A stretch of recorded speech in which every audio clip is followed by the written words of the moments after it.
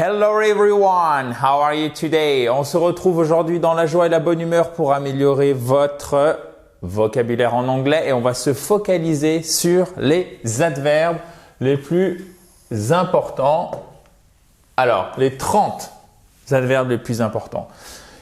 Qu'est-ce qu'un adverbe? Alors, rassurez-vous, on va pas faire un cours de grammaire français, mais vous allez voir pourquoi, et c'est l'objectif de ces vidéos, pourquoi ces mots sont si importants. Et deuxièmement, vous allez maîtriser les 30 adverbes les plus courants en anglais.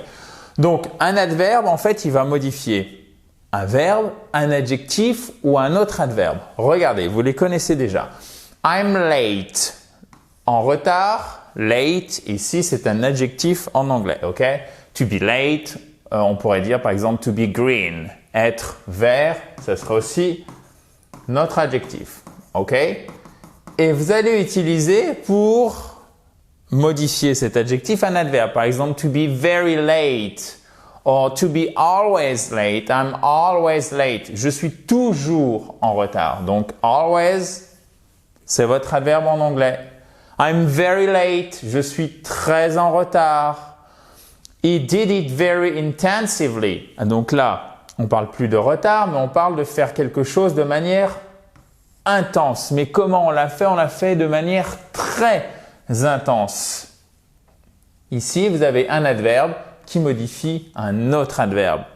D'accord? Donc, vous voyez, ce sont des mots au-delà du simple sujet, verbe, complément qui permettent, ou vraiment sujet, verbe, adjectif par exemple, qui permettent d'aller un petit peu plus loin. Donc, si vous voulez maîtriser l'anglais au moins à un niveau intermédiaire, vous avez besoin de ces adverbes. D'où la raison de cette vidéo, maîtriser les 30 premiers adverbes. Alors évidemment, c'est une liste, vous l'avez compris, perso, donc un peu arbitraire, qui ne se veut pas évidemment exhaustive. On en voit à la fois 30 et j'ai dû faire des choix. Commençons par le premier. I will also do the same. Je ferai pareil. Et là, chose assez étonnante, on a moins de mots dans la phrase en français que dans la phrase en anglais, alors que d'habitude, c'est le contraire. Nous en avons 6 d'un côté, 3 de l'autre. Je ferai pareil, vous pouvez apprendre par cœur. I will also do the same. OK? To, parce que je suis sûr que vous avez pensé peut-être à celui-ci en premier quand je vous ai mis aussi. To, avec un ou long. Also, vous avez l'accent tonique sur la première syllabe qui est composée de ces deux lettres, ok? Also, also, et pas also, non, also. Ok, I will also do the same. I like tea and coffee too. Ok, to, ou long, to, coffee. Deuxième adverbe. Le troisième, alors, il sert aussi à dire, alors, aussi, c'est lequel de dire, mais il sert aussi à dire très, d'accord? They are too expensive, trop, pardon. They are too expensive. Ils sont trop chers. Donc, too a deux sens. Aussi et trop. Et vous le connaissez. This is too much. Too much. C'est trop. Ceci est un U, chers amis. Et ceci est un I, en haut à droite, sur lequel vous pouvez cliquer. Vous avez vu la petite transition en passant? Vous pouvez cliquer dessus pour récupérer toutes les diapos et faire le quiz d'application de la vidéo. Alors, faites-le soit maintenant parce qu'on est tout au début, soit à la fin. Comme ça, ça vous permet de bien mesurer votre niveau. Ça se passe si vous êtes sur ordinateur, si vous êtes sur mobile ou sur tablette, vous avez le lien en bas pour récupérer les diapos de toute la vidéo ainsi que faire le quiz d'application, chers amis. Very, vous le connaissez aussi. This is a very convenient time. Mais là, je voulais aussi enrichir votre vocabulaire avec a very convenient time. Convenient, accent tonique ici, d'accord? Convenient, pratique, qui est convenient, convenant. Vous voyez, on sent que ça vient du français, mais c'est dur. Si vous n'avez pas déjà vu la traduction en français, c'est dur de savoir exactement ce que ça veut dire. Qui convient, pratique, de manière générale, ok? Often, often, vous pouvez adopter la prononciation qui vous plaît, que ce soit en anglais américain ou en anglais britannique. Pour une fois, là, il n'y a pas de différence. Often, often, dans le sens où dans les deux formes, que ce soit la britannique ou l'américaine, vous pouvez utiliser les deux. Often, often, okay? So, we often forget to enjoy life's. On met bien le cas possessif ici. Simple pleasures. Pourquoi? Parce que ce sont les plaisirs simples de la vie. OK? We often forget to enjoy life's simple pleasures. Donc là, je voulais aussi vous mettre des phrases un petit peu plus élaborées pour sortir du sempiternel. Exemple, 2-3 mots un peu théoriques. Oh my God. What's happening here? Sorry guys. Just give me 1 sec and it's gonna come back to life. C'était juste pour introduire un peu de suspense. En attendant, j'aimerais bien que ça revienne. Ok, that's good. Ok, perfect. Et voir si vous suiviez. Donc oui, je voulais vous faire des exemples qui sont un peu plus élaborés plutôt que sortir des phrases de 3 mots que je trouve pas très, si je puis dire, de manière métaphorique, appétissantes. Ok? So, what do we have here? C'est moi qui ai dû appuyer sur une mauvaise touche. En fait, je viens de comprendre mon erreur. Je vous prie de m'en excuser. 5e adverbe, chers amis. However. However. Okay? However. So, I thought it was a stupid question. However, virgule, comma, he may have a point. Donc là, on a du vocabulaire très intéressant. On a point, on a may and however. Et c'est pas however, c'est however. Vous voyez, ici, on passe directement sans prononcer le W du O au E. However. So, il a peut-être, il se pourrait que, il est probable que, to have a point, avoir raison, donner un argument pertinent qui fait mouche, c'est tout ça, to have a point. Avoir donné un argument pertinent qui fait mouche. However, c'est donc, et on pourrait même dire yet, pour dire cependant, c'est notre adverbe, celui qui nous intéresse. Et vous l'avez même sous une forme différente qui est vraiment littéraire, que vous n'emploierez pas à l'oral et qui est même dans les écrits et vraiment littéraire en anglais, mais vous la verrez parfois pour dire en fait, peu importe la manière de, même, d'accord? Même si vous êtes inquiet, restez calme. Peu importe votre inquiétude, restez calme. However worried you feel, try to stay calm. Et on ne prononce pas, pardon, on ne prononce pas le L ici, ok? However worried you feel, try to stay calm. However worried you feel, try to stay calm.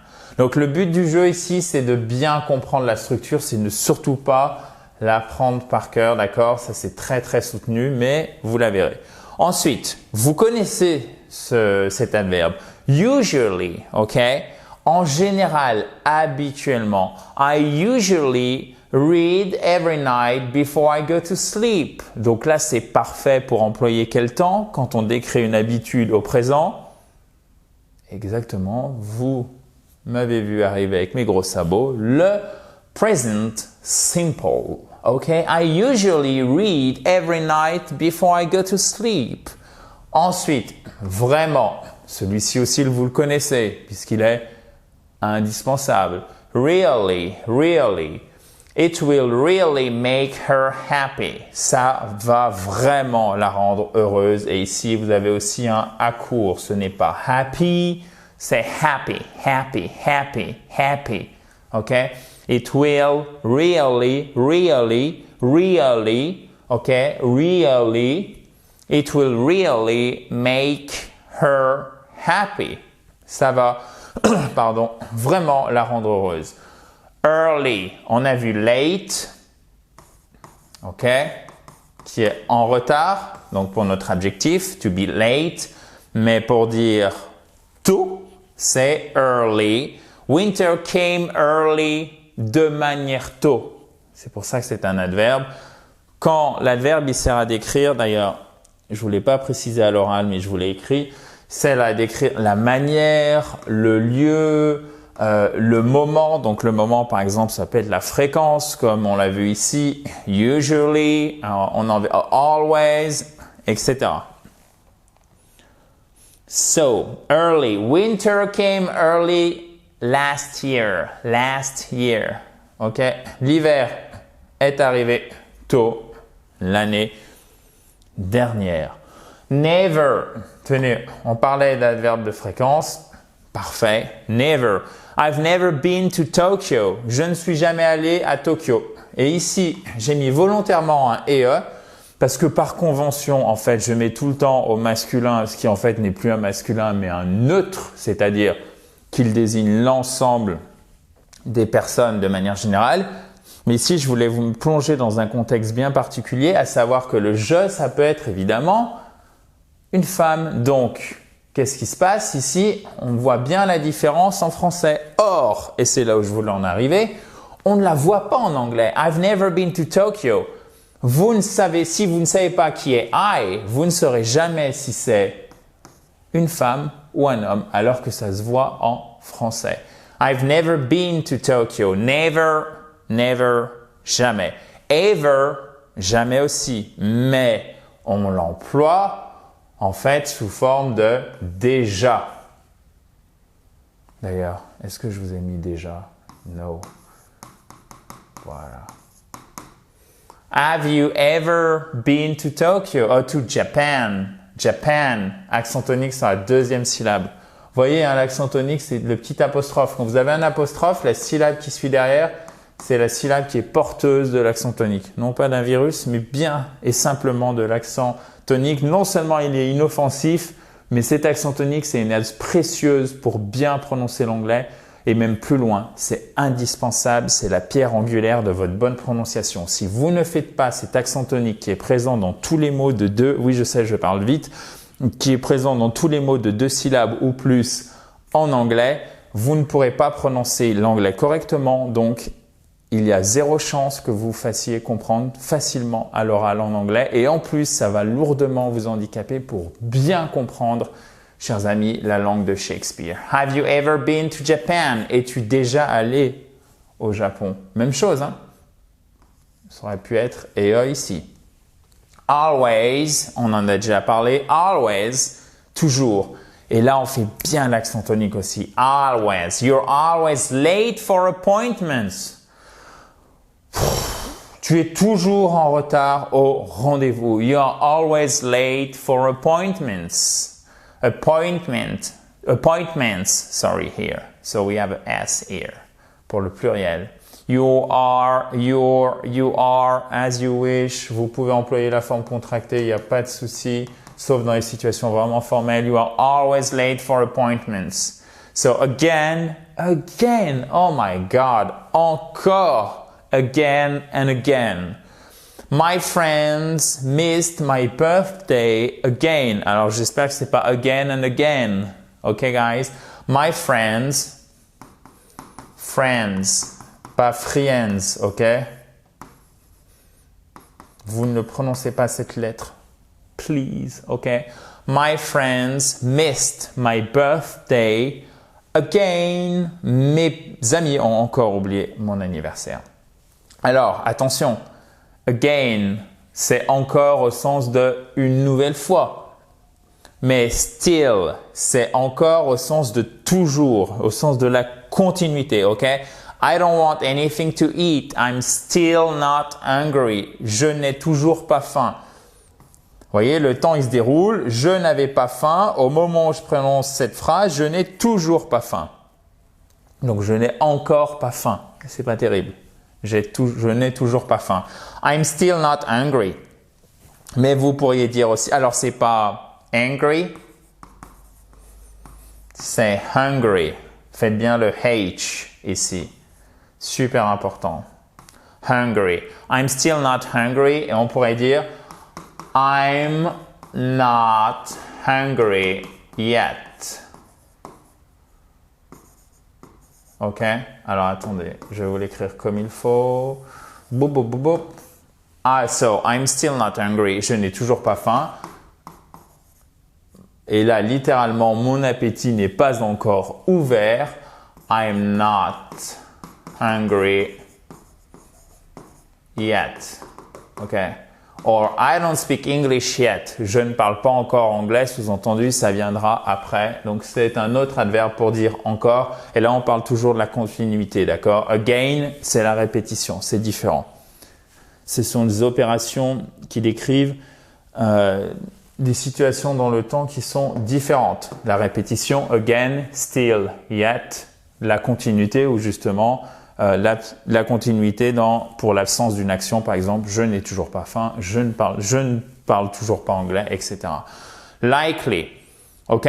So, he will likely accept the offer. Donc, vous voyez, là, on était vraiment avant sur des adverbes qui sont très, très courants. Là, on est passé plutôt sur déjà le vocabulaire intermédiaire. Likely, probablement, alors qui est aussi bien sûr courant, mais un petit peu moins. He will likely accept the offer. Il va probablement accepter l'offre, ok? To be likely to, ok? To be likely to, être susceptible de, en fait. Okay, to be likely to, he will likely accept the offer. Instead, à la place, okay? If, si, there is no butter, il n'y a pas de beurre, I'll have jam instead. À la place en un seul mot, instead, okay? So if there is no butter, I'll have jam instead. Actually, vraiment, est qu'on traduit souvent par en fait. It is not a lie, it actually happened. Ce n'est pas un mensonge, ça s'est vraiment passé. D'accord? Ah, j'avais pas vu, je vous l'ai mis bien sûr juste en dessous. He looks 45, but is actually 38. Okay? He looks 45, but he is actually 38. Et soit vous dites, for example, 45, soit vous dites 45 years old, d'accord? Mais par contre, attendez, on va faire ça correctement. Ça ne marche pas. 45 years, il a 45 ans. Malheureusement, ça marche en français, mais ça ne marche pas en anglais, ok? So, I'm 45, for example, j'ai 45 ans, or I'm 45 years old.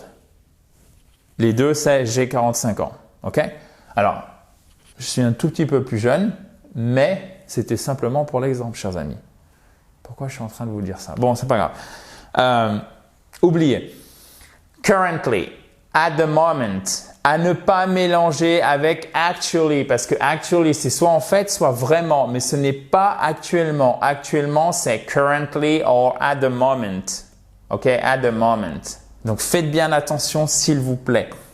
Ne vous mélangez pas les pinceaux. Actually, c'est en fait vraiment. Currently, c'est actuellement, ou vous pouvez aussi utiliser la locution adverbiale, c'est-à-dire que vous n'avez pas un mot pour faire l'adverbe, mais vous en avez plusieurs, ce qu'on appelle une locution. Ok? At the moment. The service is currently unavailable. Unavailable. Ok? Unavailable. Accent tonique juste ici. The service is currently unavailable. Le service est actuellement indisponible. Please call back later. Énervant, n'est-ce pas? Ensuite, sometimes, vous le connaissez aussi, quelquefois, vous le connaissez avec never, always, often, sometimes, parfois, je sors dîner. Sometimes, I have dinner out. Ok? À ne pas confondre avec sometime, qui signifie un de ces jours. I'll fix it sometime. Ça, c'est quand vous procrastinez et quand vous remettez les choses au lendemain. I'll fix it sometime. En un seul mot. Mais là, la différence, c'est l'absence de S. Sometime, un de ces jours. Sometimes, parfois. D'accord? Ensuite, together, ensemble, together, together, together. We went to the movies together. On est allé au ciné ensemble. Et vous voyez cette expression to go to the movies, en fait, c'est une expression typiquement américaine. En anglais britannique, on dira plus to go to the cinema. OK? To go to the cinema. To go to the movies. Donc ça, c'est plus à l'américaine. Mais par contre, vous dites ça en anglais britannique, ça passe sans aucun souci, tout le monde vous comprend. Enough, assez, mais vraiment assez en mode basta, ok? Pas pasta, hein, basta. Très, très, très mauvaise blague, je m'excuse.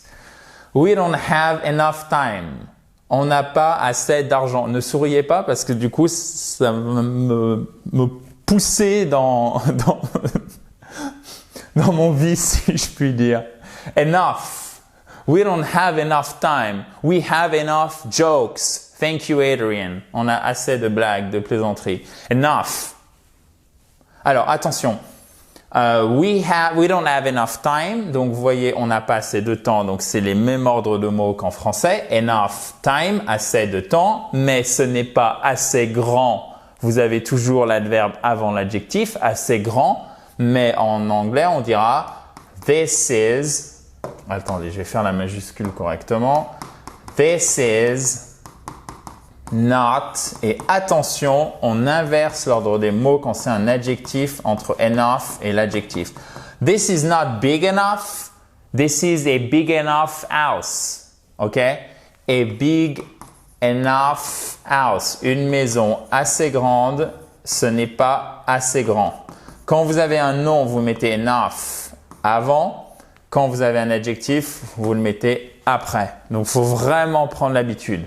Faites vraiment attention et vous pouvez noter ces deux exemples dans votre cahier d'apprentissage. Et là, il n'y a pas le choix. Il faut apprendre par cœur pour que ça devienne un automatisme. Ensuite, la prononciation de celui-ci. Plutôt assez. Qu'on voit très souvent. Je sais que vous avez tendance à batailler avec celui-ci. Alors, ça dépend de votre niveau en prononciation, mais je pense que c'est le cas d'au moins la moitié d'entre vous qui regardez cette vidéo. Je vous écoute, chers amis. Comment ça, vous voulez pas essayer? Bah, allez-y. C'est pas grave, on s'en fiche. De toute façon, il n'y a que vous et moi qui allons l'entendre. Donc, oui, parce que je vous entends. Ne croyez pas que je ne vous entends pas. Un jour, je vais apparaître derrière votre écran, ça va vous faire tout drôle. Ce serait vraiment cool. Rather. En fait, c'est un TH. Vous passez la langue entre les dents du bas et les dents du haut, mais elles vont ripper contre les dents du haut. Enfin, votre langue, pardon, va être, parce que vous en avez qu'une, jusqu'à la preuve du contraire, va ripper sur les dents du haut, ok? Rather. Et après, deuxième syllabe, seconde syllabe, rather, ok?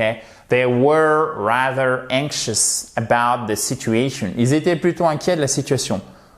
Et vous voyez, en fait, là, c'est parfait pour faire n'importe quoi au niveau prononciation et ça montre vraiment à quel point l'anglais, contrairement à ce qu'on pense, n'est pas une langue facile à l'oral. C'est même une langue difficile. Quand vous regardez les travaux qui ont été faits par des linguistes, et je pense notamment à un linguiste français que vous avez peut-être déjà vu à la télé puisqu'il est assez connu, qui s'appelle Claude Agege. Je regardais un de ses travaux récemment. Un de ses travaux, oui, pardon. Oh my goodness. Anyway. Et en fait, il expliquait que l'anglais est une langue vraiment plutôt dans la partie dure, voire très dure, puisqu'il y a une énorme différence déjà au niveau… La grammaire va quand même façonner pas mal le vocabulaire, mais c'est surtout cette différence entre l'écrit et l'oral qui fait que ce n'est pas facile pour nous à prononcer, et pour nous francophones aussi, bien sûr. So, they were, et pas were, rather, anxious, et pas anxious. Anxious, faut bien faire l'accent tonique. Vous loupez l'accent tonique ici, vous loupez complètement le mot.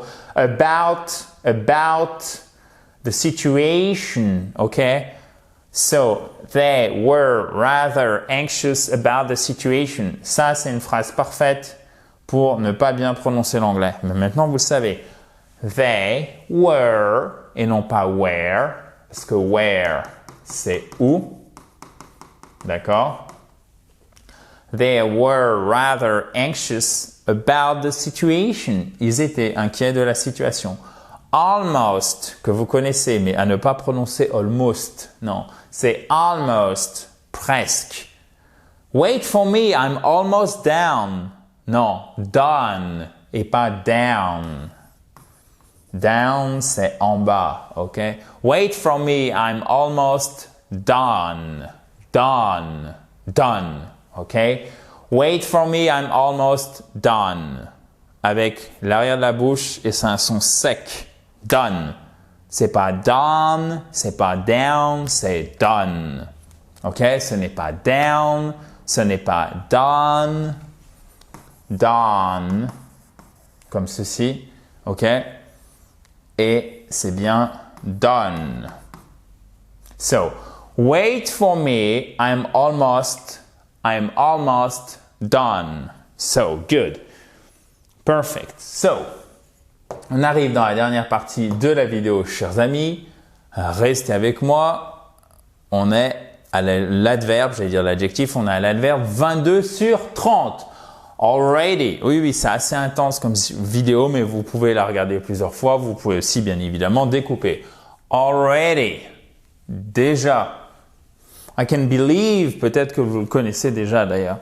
I can believe my grandson is already 5. Ok? Et c'est pas already, c'est already. Faites bien l'accent tonique ici et c'est un E. Already. Ok? I can believe, I can't believe my grandson is already 5. Je n'arrive pas à croire que mon petit-fils a déjà 5 ans. Well, bien. I know them well. Je les connais bien. Pas de difficulté particulière. Évidemment, vous ne prononcez pas le que ici. I know them well. Even, encore. Alors, ça signifie aussi même et ça signifie aussi, pour être complet, égal, d'accord? Et ça signifie aussi, je trouve même plus le mot en français, quand le niveau est régulier et droit. Je suis sûr que vous allez trouver le mot qui me manque. Mais c'est égalisé en fait. D'ailleurs, on dit égalisé, égal, even, ok? So, you spent even more money than I did. Tu as dépensé encore plus d'argent, ok? You spent even more money than I did. Donc, souvent, vous le verrez pour même, mais ça signifie aussi encore. It is easy, even, ok? Even, accent tonique sur la première syllabe, vous l'avez compris, c'est un i long. Even, a beginner can do it. Et c'est pas un beginner, ok? Beginner, ici, vous avez un i court, d'accord? Ici, vous avez aussi un i court, mais vous avez l'accent tonique là, ok? Beginner, beginner. Okay, it's easy, even a beginner can do it. C'est facile, même un débutant peut le faire. Ensuite, là aussi, méfiez-vous, et surtout d'ailleurs, j'aurais dû vous le dire dès le début, mais pour les adverbes, comme ce sont des mots qui sont assez longs la plupart du temps, vous avez une prononciation qui peut très rapidement être déficiente et donc vraiment vous gêner pour vous exprimer. Especially et pas especially, non, especially. Toujours, on regarde notre accent tonique pour bien prononcer. Particulièrement, surtout. D'accord? Vous verrez très très souvent, très couramment, cette traduction. I love music, especially traditional country. Ok? I love music, especially traditional country, ok? J'aime la musique, surtout la country traditionnelle. So what do we have here? Our last 5 adverbs. Nos 5 derniers adverbes. Our last 5 adverbs. Ok? Alors vous faites bien attention. Les 5 derniers, c'est pas the 5 last. C'est the last 5. Les deux premières, c'est the first two lines. For example, là aussi, méfiez-vous, chers amis, ok? The first two lines, the last 5 adverbs. So, good. Oh, anyway, donc, je vous laisse recopier ça. Vous pouvez mettre pause. D'ailleurs, vous savez, si vous avez un clavier physique, vous tapez sur la barre espace et ça met la vidéo en pause. Ou sinon, vous cliquez juste en dessous et vous êtes sur la barre de lecture et vous pouvez mettre en pause très facilement. So, here we go. Eventually, finalement, finir par, à ne pas confondre avec finally, ok? Qui est enfin, finalement. Là, c'est finir par, c'est on va y arriver, d'accord? Et ce n'est pas éventuellement. Attention, ok? C'est pas la probabilité. On a finalement décidé de tenter le coup. On a fini par tenter le coup. We eventually avec votre accent tonique. Ici, we eventually decided to give it a try. To give it a try. Tenter le clou. Là, tenter le coup, pas le clou. Vous pouvez apprendre cette expression authentique. To give it a try, mais déjà si vous êtes sur un niveau pré-intermédiaire. Sinon, si vous êtes débutant, cherchez simplement à le comprendre, chers amis. Et si vous avez un niveau avancé, vous devez maîtriser ce type d'expression. Finally, c'est à la fin, ok? After a long drive, we finally reached our destination, ok? Alors, je vous l'accorde, ils sont très très proches. Finally et eventually. Mais attention, eventually, ce n'est pas éventuellement, ok? Ensuite, vous connaissez high qui signifie haut. Vous l'avez sous forme d'adjectif, donc ça sous forme d'adjectif. Et pour les adverbes, très très souvent, on rajoute un ly en anglais. Highly, vivement, fortement. We highly recommend this place. On recommande vivement cet endroit, pas cette place, cet endroit. Place, c'est le lieu, l'endroit. Et ça se prononce avec une diphtongue, chers amis. Place, ok? Alors, attendez, je vais vous la faire correctement en phonétique. Place. Recommend. Et attention, c'est un E en anglais et un A en français. D'accord? C'est un E en anglais, to recommend, et c'est un A en français. We highly recommend. Recommend. Vous avez votre accent tonique ici et là vous avez un petit accent tonique. Comme c'est un mot assez long. Recommend. We highly et pas highly. Ok? We highly recommend this place. Completely. Donc, non seulement ici, vous avez un adverbe assez long, mais en plus, il ressemble beaucoup au français. Donc, quand les mots en anglais ressemblent beaucoup au français, méfiez-vous quant à la prononciation. C'est souvent là où c'est le plus coriace pour nous francophones à prononcer. Completely, accent tonique ici, complètement. After that experience, my life changed completely. Et là, vous voyez que vous avez un simple past, vous avez un temps du passé, donc c'est après cette expérience, ma vie a totalement changé, ma vie changea totalement. Donc c'est cantonné dans le passé. Ici, dans cette phrase, on n'exprime pas une conséquence dans le présent, puisqu'on a vraiment un past simple, donc qui décrit une action qui est cantonnée et dont les conséquences sont cantonnées, reste dans le passé uniquement, sans relation avec le temps présent pour la personne qui prononce cette phrase, ok? After that experience, my life changed completely. Vous pourriez avoir my life has changed completely. Mais dans ce cas-là, vous exprimez une idée différente. Les deux phrases sont justes, mais vous exprimez une idée différente. Le sens est différent ici quand vous dites my life has changed completely. Vous exprimez le fait que c'est encore le cas aujourd'hui. Votre vie a été bouleversée par cette experience, ok? Experience, ok? Il court ici, il court ici. Et le dernier, pour clôturer cette vidéo, dense, chers amis, mais à mon avis intéressante, simply, simplement, tout simplement. You look simply gorgeous. Gorgeous. Tu es tout simplement magnifique. Alors, attention, évidemment, et notamment, je m'adresse à vous, messieurs, quand vous prononcez cette phrase, et je vous dis ça pourquoi je sais très bien que vous êtes capable de vous gérer tout seul, mais c'est pour vous prévenir de quelque chose dont on n'a pas toujours l'habitude, notamment nous, Français, et les Occidentaux de manière générale, peut-être. Ça dépend de votre culture d'origine, de vos cultures d'origine. Mais en tout cas, je parle pour le pays que je connais bien, pour la France.